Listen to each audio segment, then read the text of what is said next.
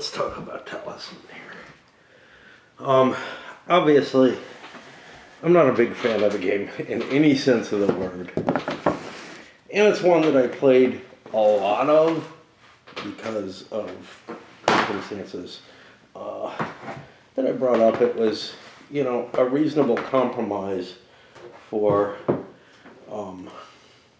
certainly my first wife and I to look at, to play fairly often. With my second wife, we didn't play it as much. But again, it's got a low, there's a very low level of rules you have to remember and bring up. Now, some of that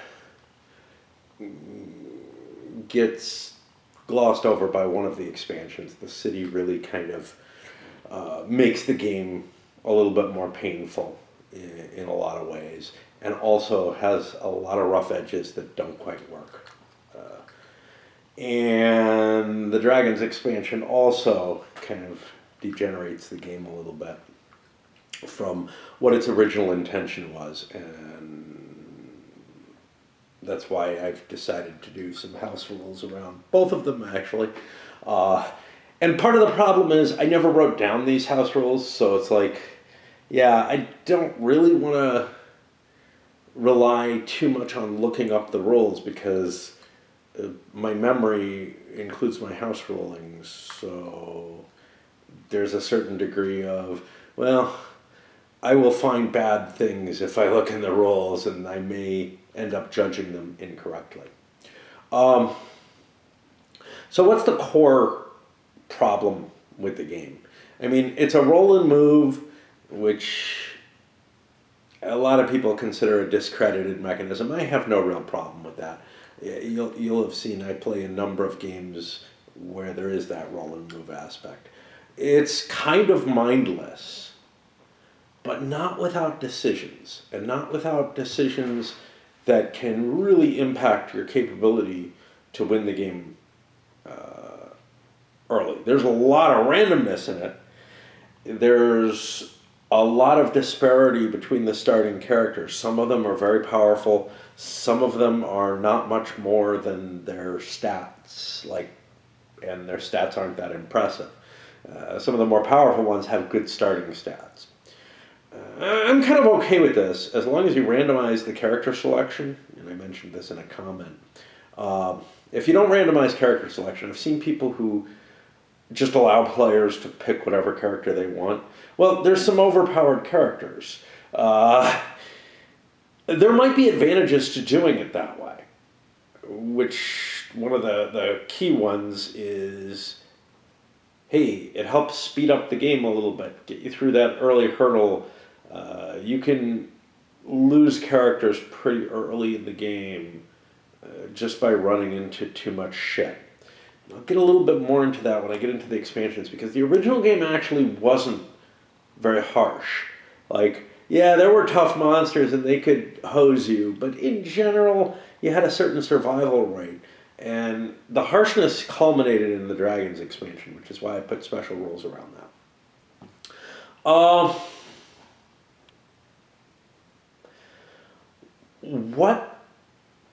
Okay, so you do have some decisions, but there's this feeling of mindlessness. You're rolling, you pick an event, you pick a card, and kind of see what happens to you. It's a long game. Even in the original, getting yourself to the level where you could get up into that central area took a while.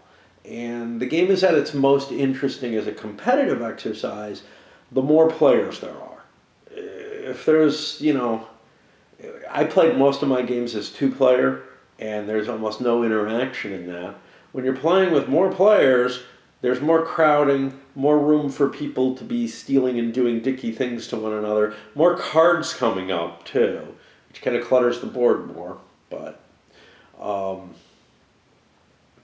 however, each additional player not only adds the time that player is taking for their turns, but it also adds, because there's more room for dickery happening, it adds more time because it's more possible to fuck someone over so that they can't go up and try to win the game. Uh,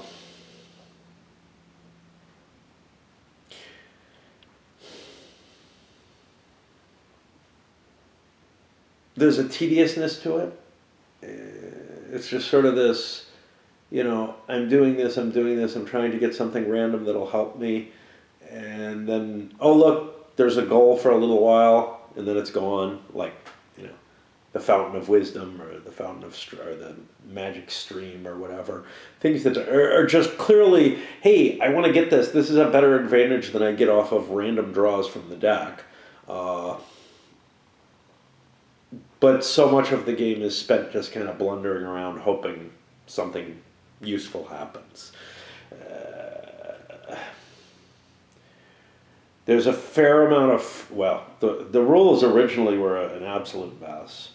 And there is always a fair amount of, I'm not sure what they meant by this type of crap in there. Other things where it's like, well, I don't think if they thought about it they meant this, but because they added expansions and whatnot, they ended up just kind of cluttering things in there that the rules didn't really take into account for completely. Nowhere near the level of trying to align things and make sure things all work together the way, say, Magic did. There was more of a, okay, here's an expansion with lots of new cards that are, somebody found interesting, somebody wrote up, whatever. Some of them, okay, so let's start looking at the expansions. I can't even remember. There was the Adventure and the Talisman expansion, which I think were the first two. And they were just adding cards. There was some attempt to kind of fit things in and retrofit the game so that those cards would fit in a little bit better.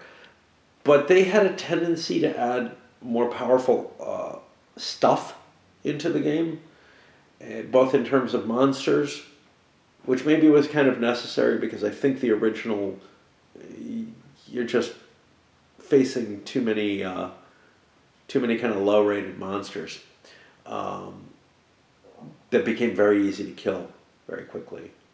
And they also added more powerful items, I think. Although maybe not. I mean, some of the original items were pretty potent. Things like the cross that could win you the game or whatever, in the right circumstances was pretty potent. But overall, it wasn't that great. But it was the key to my game.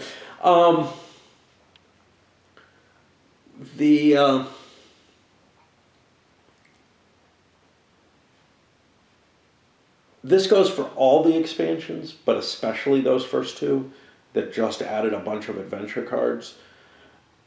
Dragons was sort of the culmination of this. So these first two and then Dragons was throwing more and more stuff in. They also diluted the amount of stuff that you could deal with early on by making more powerful things. And they kind of, I think, diluted the amount of monsters to useful stuff ratio. I'm not positive about that, but I get that feeling that more and more stuff you could carry around that may or may not even be useful. I mean, they started adding crap like broken shield. Okay, you can go to the city with the broken shield, and if you go to the if you go to the armorer, he'll either buy it from you for like a gold. Okay, the alchemist can do the same, or you can pay and get a repaired shield, a full shield. Well, I don't know. It was just, it all makes sense. It's just, it also ended up with like a bunch of crap on the board that wasn't really speeding things up and giving options.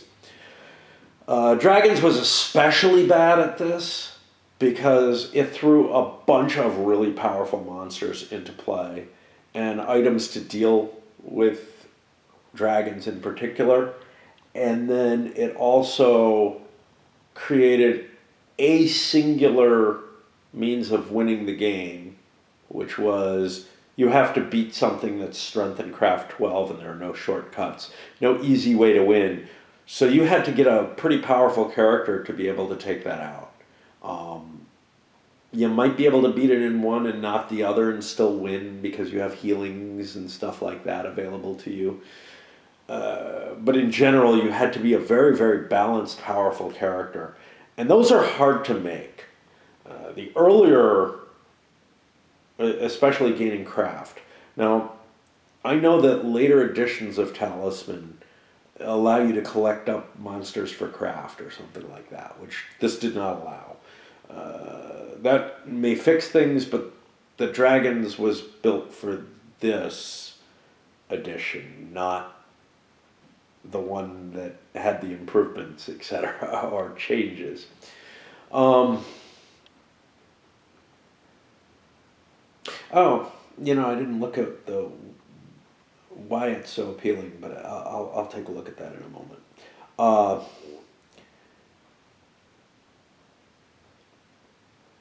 I really liked the dungeon expansion. That was sort of my favorite thing. That's one that I definitely.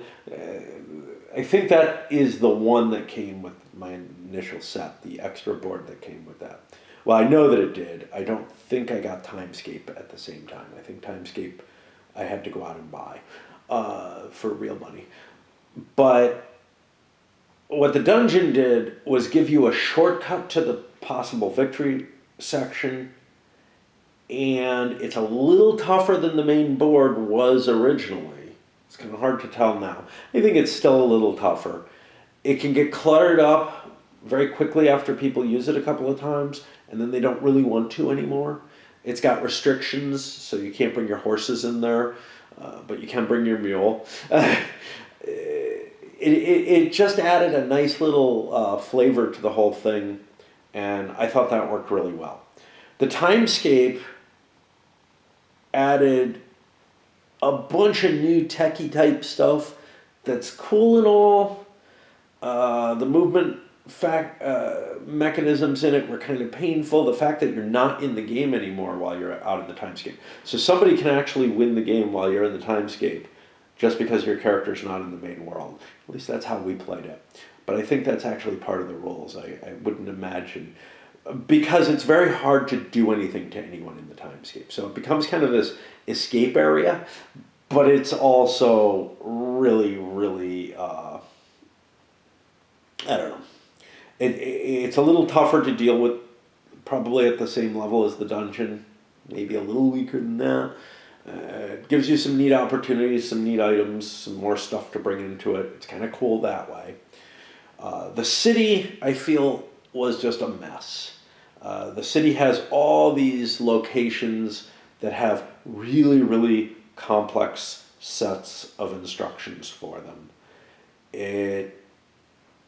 Most of them I tend not to want to visit at all. Like there's things like the bank, you can maybe rob the bank, you can go play cards at a place, you can petition to become the sheriff. Most of the characters, it adds 4 special characters that you don't get to play, you have to become. One is really potent. The High Mage is really, really potent. And very easy to become. Because there's so many magic items in the deck that you can just go in and become that, and you immediately make yourself significantly better. So that's why I kind of made a rule around that. The others are harder to become. I think the sheriff is moderately easy, but you have to be kind of potent. You have to roll against, you have to have a strength minimum or you have a strength requirement on your roll or something like that. The King's Champion and the Well, the King's Champion, you just have to get lucky. You find a beggar on the street, you give him a gold, and there's a 1 in 6 chance he makes you the King's Champion. And the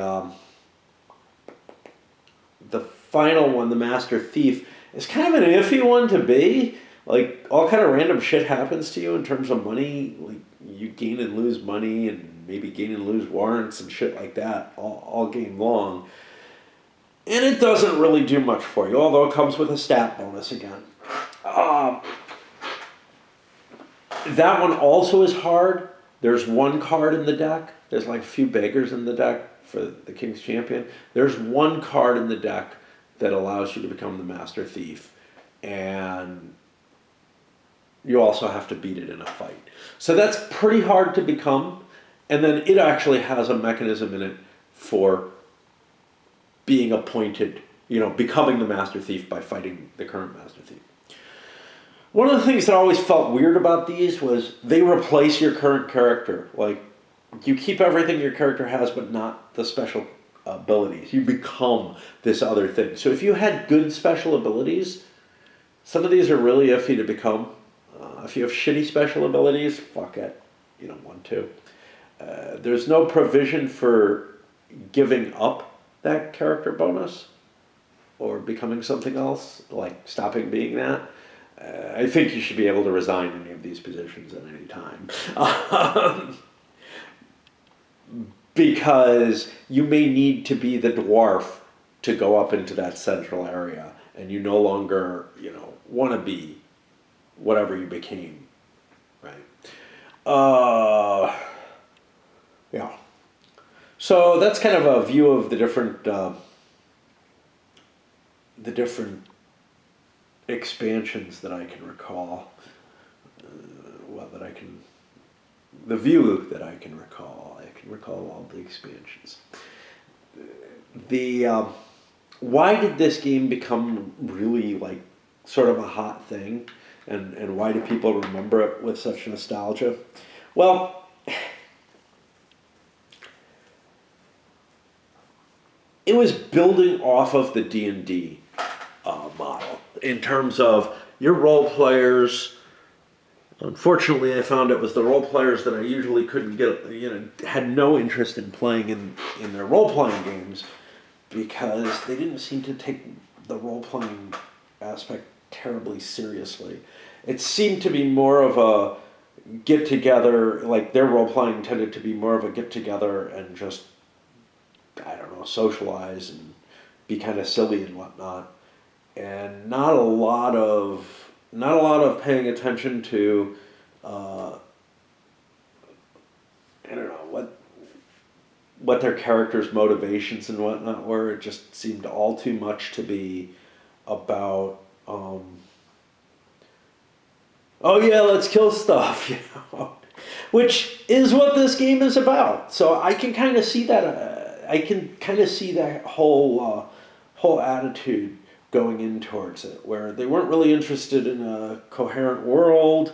They weren't really interested in anything except, what do I see? I kill it. That kind of stuff. And I mean, whatever. I've had players like that in my groups, and they're usually, if you have small numbers of them, you can kind of make them into better players for the group of the type that I'm more interested in. But if you have a group that's mainly that, man, that's all they care about. You can't really do much because the players really make a group. Anyway, that was more the kind of role player that I saw interested in playing Talisman. Was the kind that I wouldn't generally try to get in my group, and certainly wouldn't play in their games. This offered a board game, and there were others out there, version of sort of their role-playing type experience. And when compared to the other board games that were out there, what are you going to look at to compare to this? They're used to the Monopoly and Payday and all those kind of games of their youth that maybe didn't give even as much room for strategy and whatever as this did, and didn't give a story that they found terribly interesting. I mean, and then there were games that were quite simply, beyond them in terms of they weren't ready to invest the time to learn the games, the brain power to learn the games, even though, whatever they did to learn the role-playing games, much, much deeper requirements to knowing a lot of the roles to do well in a role-playing game. But, a lot of role players, like I said, they didn't take it too seriously. They also didn't take the rules too seriously in the sense that, they might understand how to play their character in terms of what rules are needed for that. But if you weren't, running the game, you didn't really need to know too much more than what that character could do and what they had available to them. So they may not have been putting the same kind of effort in to the role-playing that they would have had to say, learn something like Magic Realm. And I mean, honestly, I don't know that the overall experience of something like this is all that much worse than Magic Realm. Magic Realm has a very, very clever type of play to it, but does it really tell a better story than this? And that's actually where my problem is that the story that this tells doesn't really spark much to me. I feel like all I'm doing is running around collecting stuff. That doesn't feel like the kind of story that I want in a fantasy-themed game. I don't really feel like Magic Realm does much better. I think Wizards does, but I've only played it once, maybe twice, and that has a sort of an end of the world theme to it, that you have to, you're trying to save the world before it is destroyed.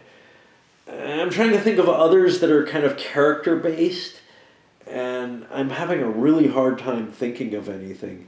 There was the Games Workshop dungeon exploration one, but that really was sort of here's an RPG that you don't have to worry about any of the stuff that makes RPGs kind of more complex, but also a more interesting platform to explore stuff. They were just about wandering around in the dungeon killing things, which, whatever. So yeah, I think, if you're looking at people who hadn't seen any board games that interested them, and now here's one that's, in terms of the thematic aspect, and I'm using it meaningfully here, willfully, really did capture that same sort of spirit that they have. And you don't need a GM, and you don't need somebody to prepare an adventure. All you have is just sort of this, hey, I get to run around and be this fantasy character for a little while, and maybe, do a little bit of role-playing in the case of acting out the voices or whatever, but not really having to explore the depth of, the motivations and whatnot for the character. All you're doing is just, and I am a knight, kind of thing. Which, yeah, whatever. And, this clearly hit a certain need or desire in these players for something that didn't require the same cost that, say, a straight role-playing game would. And you didn't have a rich level of kind of moderate games that were available to convince people. People looked at the Avalon Hill stuff, even the fantasy-based stuff, and their immediate thought was, oh yeah, I've seen them in with the D&D stuff. Those are war games, that kind of thinking. And I know I don't like them. They're going to be too complicated. And to be fair, when you look at some of them, when you look at anything other than like I don't know what was it? Wizard's Quest is one that would fit this same crowd, right? Because it's sort of a risk type game. But again, it's armies. It's not that same character flavor. So this is definitely hitting hit a sweet spot for some players in terms of what they wanted to see in a game, even if maybe the play could have been polished up better and something more interesting could have been. While the battery just died on me in the midst of that, I wanted to show just how I pack it away. All the cards go in their own little box, which was the adventure box. And then I throw this on top. No, I don't. I don't know. Some of them go on top to try to protect that, and I'll try to figure that out. I got the minis in their own box as well, which you saw a lot of. And the game itself is there. This is actually one of the few games that I have that I bother to keep a counter tray in. And the reason for that is that the counter tray, first of all, helps fill up the box, which seems like kind of counterproductive, but counterproductive. But what it does is it keeps things from shaking around because the counter tray has some, it has a certain depth. The boards, all those boards have a certain depth. And I, of course, threw away the rest of the boxes that I didn't include here. But yeah, that lets me pack it away in 3 boxes. Along with the minis. If you didn't have the minis, it's really 2 boxes. There's no way you could get the cards. Well, I guess if you got rid of the counter tray, you could probably get the cards in the main Talisman box. And then do that all together. But this got played enough, especially with my first wife, that leaving a counter tray in it just made sense. Unfortunately, it probably, I can't even foresee any reasonable likelihood that I'll play this again.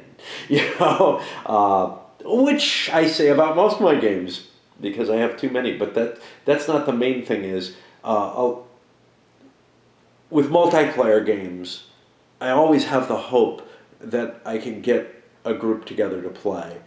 So I played an 18XX last week, which was really a rarity, but we got a couple guys together to do that. I can't see ever suggesting to play this, and I think it would be really unlikely for anybody in the kind of group that I'm liable to create,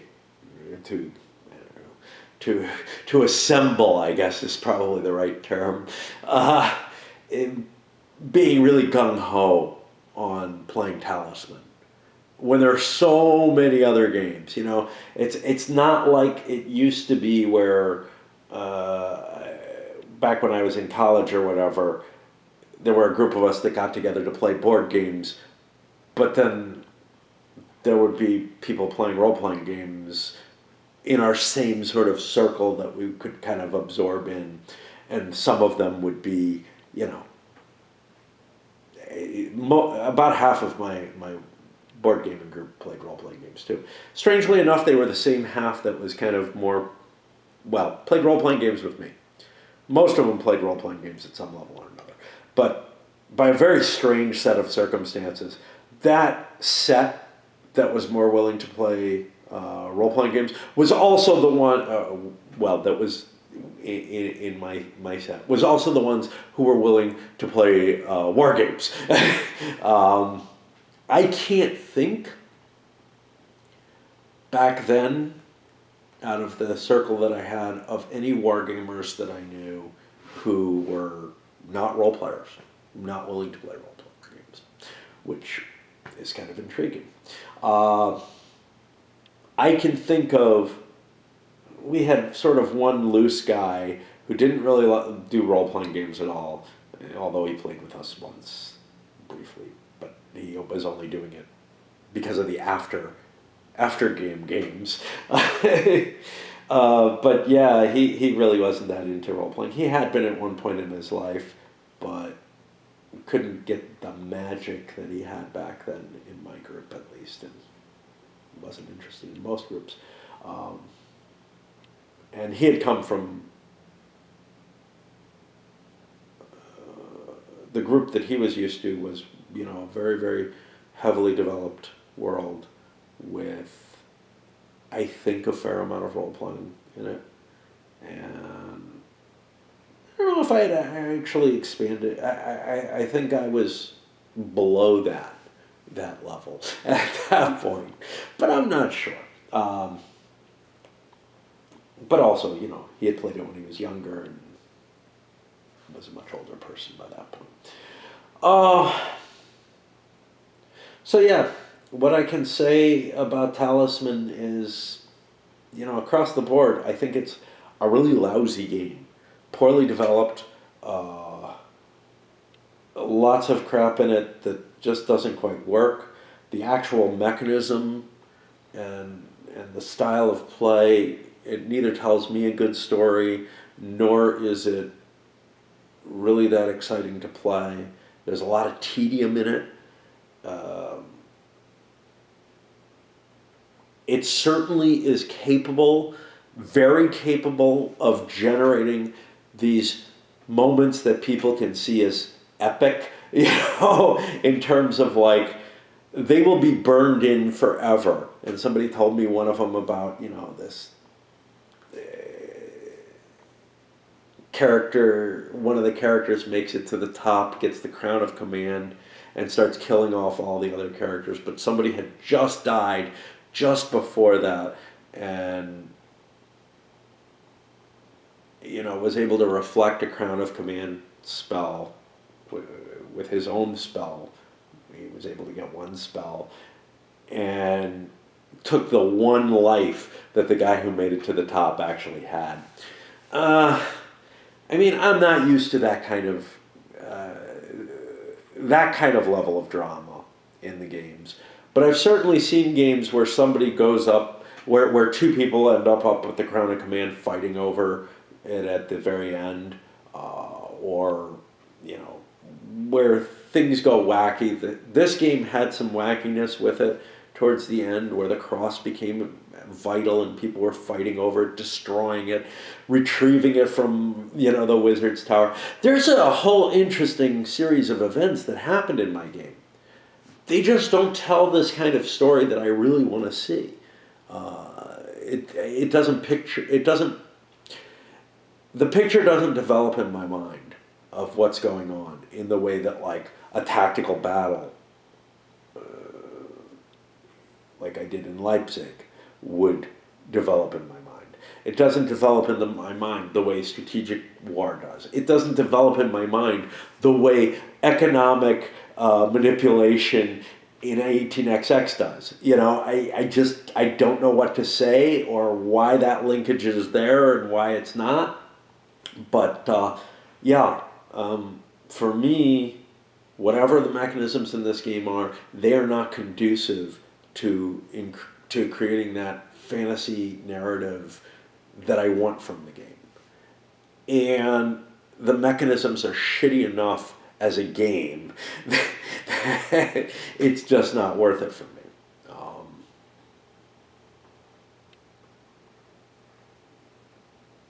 And that's about where I stand on it. I know I'm in good company saying it's a bad game, but the thing is, I would accept it if it gave me that visualization of what's going on that was exciting and interesting. And honestly, things like Gloomhaven do a better job, even though they fail terribly, because they've got a little tactical board. I can see the adventure, the situation happening. Of course, that's at a different layer. That's all about the tactical, and it has a huge disincentive towards that visualization because of the card play mechanism, which really gets in the way of things. But the GW dungeon exploration one works fine. that worked really well, but the problem there is it wasn't really soloable. That's expected to have a game master. Anyway, lots of words, not much value to any of them, I'm sure. and we'll send this up.